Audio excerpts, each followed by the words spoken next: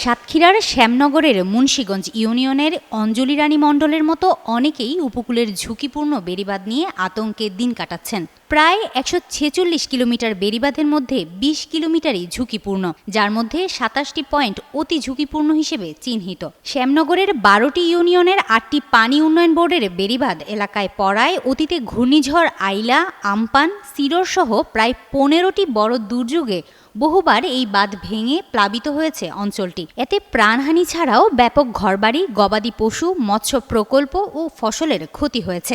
Jamuna smart refrigerator, smart লাইফে smart refrigerator.